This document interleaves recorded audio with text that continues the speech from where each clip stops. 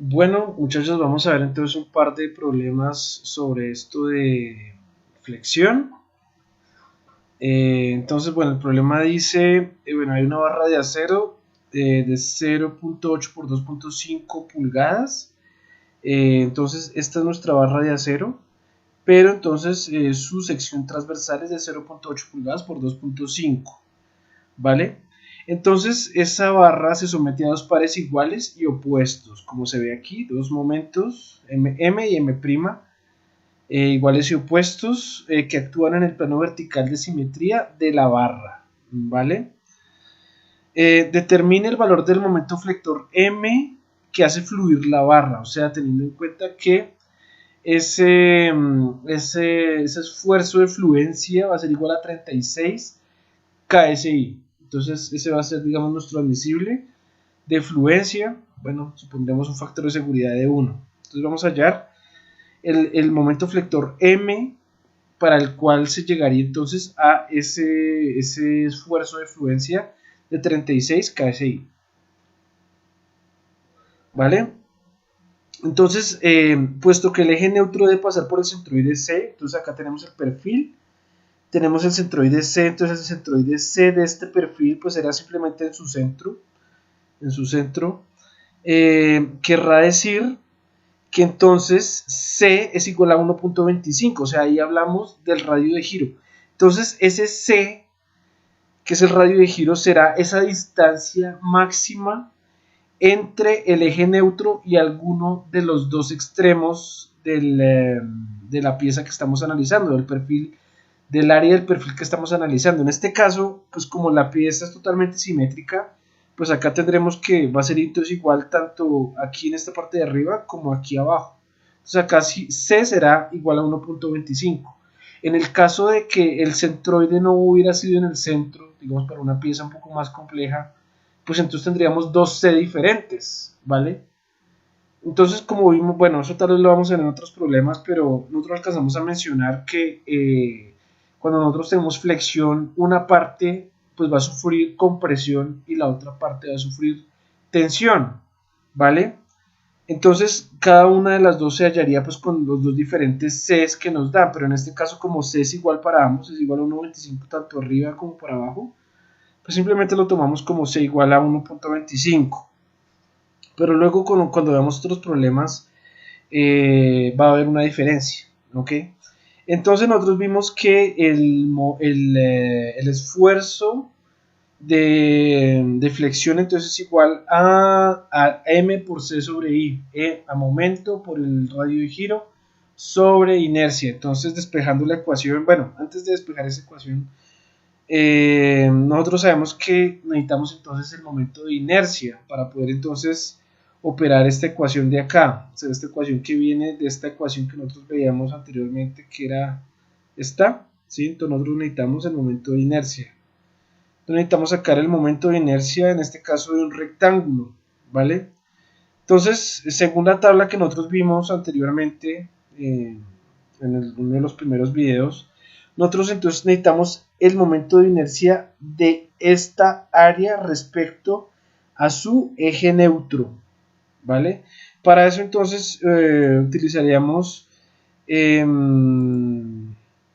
lo que nosotros vimos acá en el libro de estática sobre momentos de inercia, que era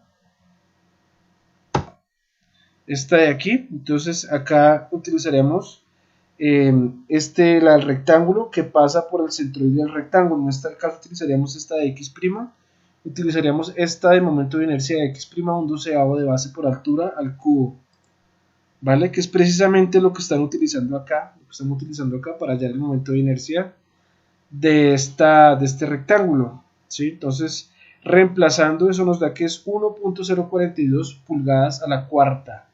Este momento de inercia nos da con las mismas unidades que nos da el momento polar J, ¿vale? Que es unidad de longitud a la cuarta, ¿vale? Teniendo el momento de inercia, entonces utilizamos entonces la ecuación despejándola para M, pasamos entonces I a multiplicar y C a dividir.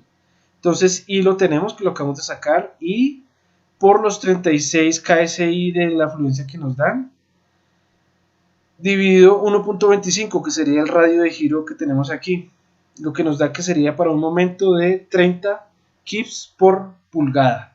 Entonces, si nosotros aplicamos un momento de 30 kips por pulgada, nosotros entonces haremos entrar en fluencia esta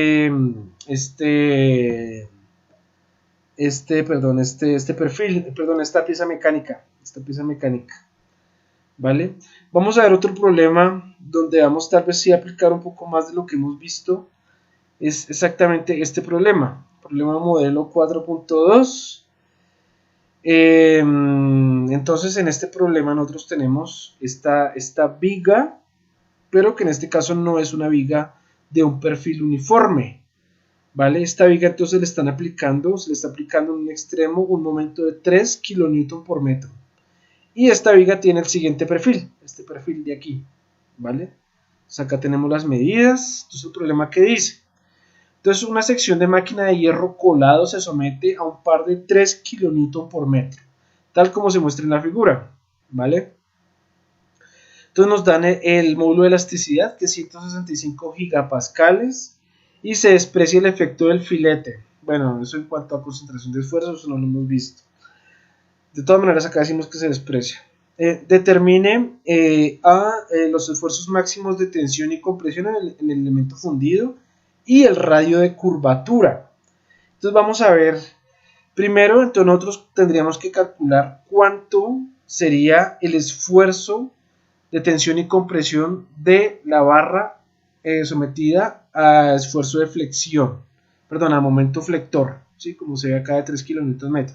Entonces primero, ¿qué hacemos? Nosotros tendremos que hallar la ubicación del eje neutro. Entonces ese eje neutro pasará acá paralelo al eje X en algún punto, pero pues no lo conocemos. Entonces nosotros tenemos que utilizar el método que vimos anteriormente en los primeros videos para hallar el centroide. El centroide en su ubicación X es muy obvio, ya que esta pieza es simétrica en el eje Y. ¿Sí? Es simétrica en el eje Y, por lo cual su centroide en X es obvio que sería entonces acá en toda la mitad del perfil, ¿vale? Sin embargo, el que no sería claro sería el eje Y, el centroide en Y. Entonces nosotros, ¿cómo hallamos ese centroide en Y? Entonces nosotros fijamos el 0 en la base.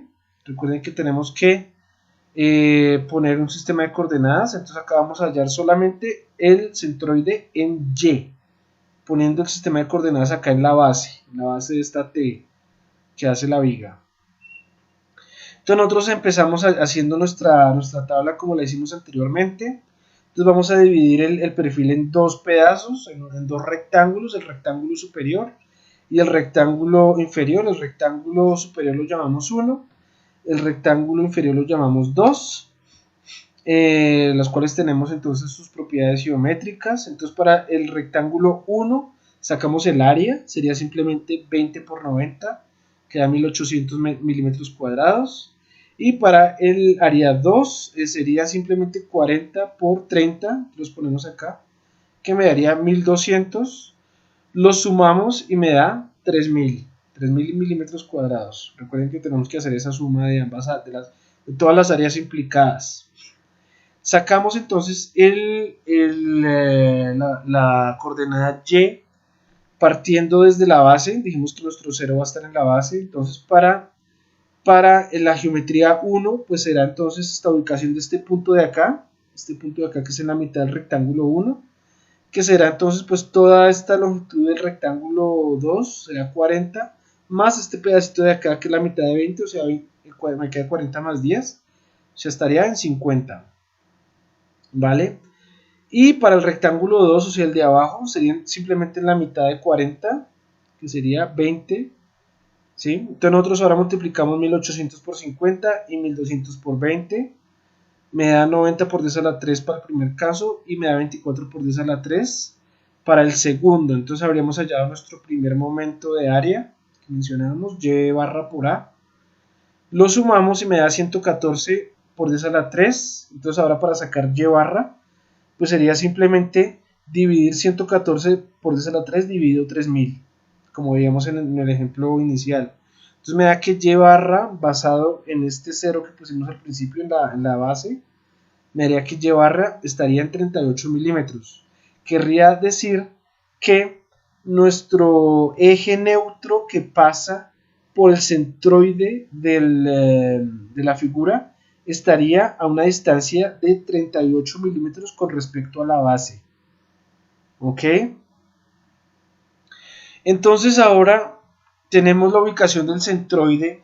Entonces ahora lo que tenemos que hacer es sacar el momento de inercia total de todo el conjunto para poder nosotros operarlo en nuestra ecuación de esfuerzo. Entonces nosotros cómo hallamos ese momento de inercia.